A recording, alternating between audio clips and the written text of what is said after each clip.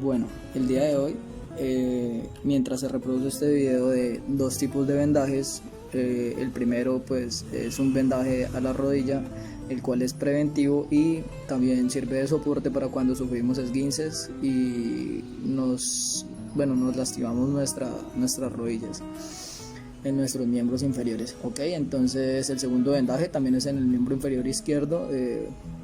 Bueno, independientemente es en el miembro inferior, en la zona del tobillo, es cuando sufrimos esguinces de tobillo también.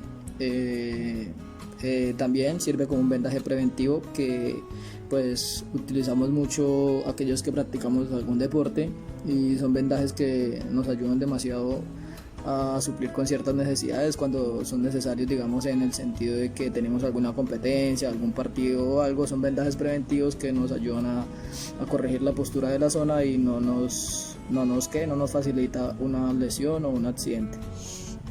Ok, en esta sección pues vamos a ver qué son los primeros auxilios. Y pues para empezar, entendamos que por primeros auxilios se le llama o se le dice a la ayuda inmediata, temporal y eficaz que se le brinda a una persona que ha sido víctima de un accidente o enfermedad repentina, ¿ok?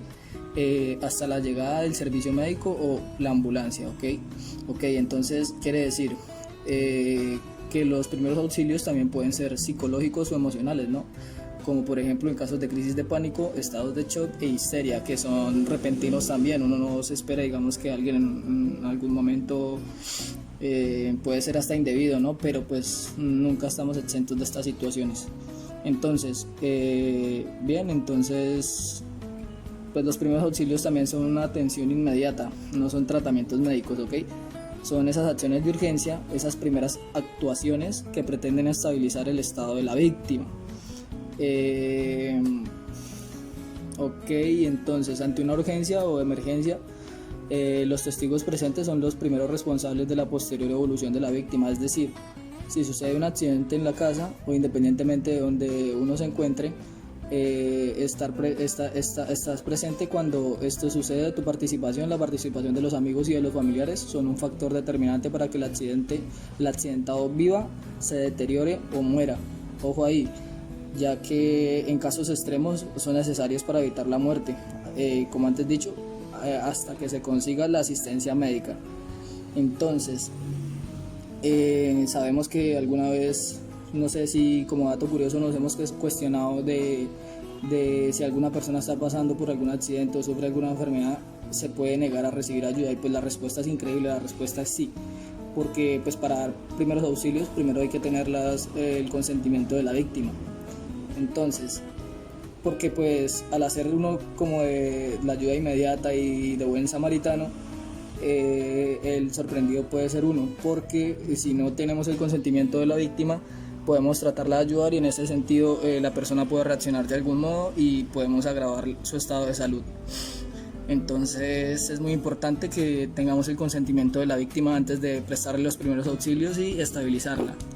Entonces ya aquí vamos terminando nuestro video, nuestro apartado acerca de los primeros auxilios, sabiendo que vamos a conmemorar el Día Mundial de los Primeros Auxilios. Pues el Día Mundial de los Primeros Auxilios, que como sabemos se conmemora el 14 de septiembre. Entonces pues aquí este pequeño video de dos muestras de pues posiblemente unos primeros auxilios que se pueden prestar en algún accidente, digamos practicando algún deporte, en alguna escena donde estemos instruyendo a algunos estudiantes y pueda haber alguna esguince, alguna molestia por parte de ellos en las zonas inferiores. Esto fue un video de vendajes y esto pues es la introducción a los primeros auxilios.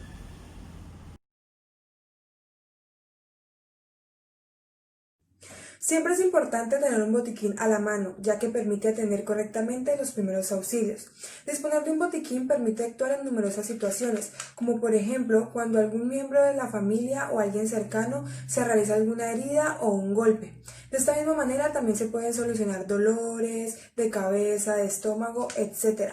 Es indispensable tener un botiquín que esté correctamente equipado y para ello se debe realizar un mantenimiento periódico, ya que esto permite reponer elementos y desechar aquellos que están en mal estado o caducados. Primeramente, el botiquín debe encontrarse en un lugar seguro. Todo el material dentro del botiquín debe estar ordenado y etiquetado. Además, debe haber una lista de teléfonos de emergencia. Un botiquín debe tener vendas adhesivas, espada de harapo, gasa estéril, algodón, guantes de látex, tapabocas, vendas elásticas, alcohol, agua oxigenada, suero, un termómetro, una linterna de emergencia, acetaminofén e ibuprofeno, aunque no es recomendable la medicación.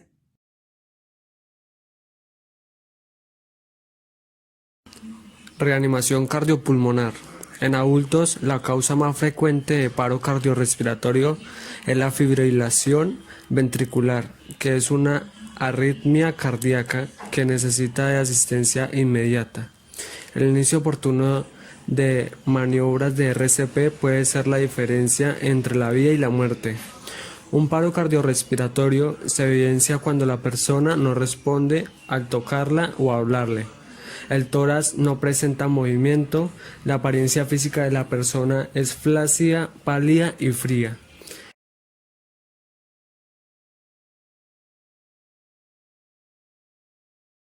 En primer lugar, se debe evidenciar si respira o no, luego se mueve enérgicamente a la persona. Ya si no responde, contactamos al servicio de emergencias, solicitando un desfibrilador externo automático, o en pocas palabras, un DEA.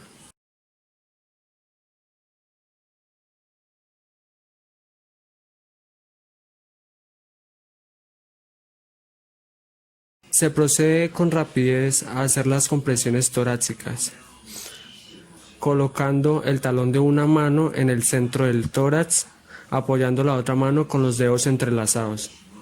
Los codos deben estar completamente extendidos. Se procede a aplicar 30 compresiones a una frecuencia de 100 o 120 por minuto. Seguido de esto se deben aplicar las ventilaciones colocando nuestra boca sobre la boca de la persona, cerrando la nariz con los dedos, dejando la cabeza y mentón de la víctima extendida y elevado. Se debe continuar esta secuencia hasta completar 5 ciclos de 30 compresiones por 2 ventilaciones.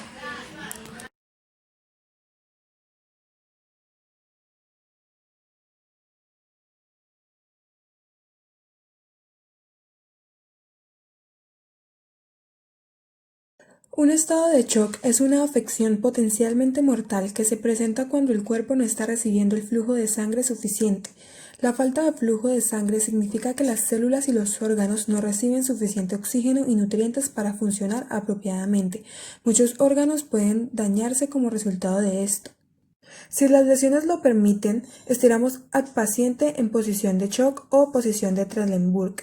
Se afloja todo lo que pueda comprimir o presionar a la persona, se levantan las piernas en un ángulo de 40 grados, se tapa a la persona para evitar que pierda el calor corporal y se debe realizar una evaluación constante controlando los signos vitales. Para realizar la posición lateral de seguridad, debemos alinear las piernas de nuestro paciente con su columna. Seguidamente, nos situamos al lado de la persona y estiramos el brazo que tenemos más cerca, colocándolo formando un ángulo recto con su codo. Cruzamos el otro brazo pasándolo por encima del pecho y le colocamos el dorso de la mano sobre la mejilla contraria. Le flexionamos la pierna de nuestro lado opuesto por la rodilla con el pie apoyado en el suelo y le giramos todo el cuerpo hacia nuestro lado. Recuerda, la cabeza se debe quedar apoyada sobre la mano que le hemos extendido.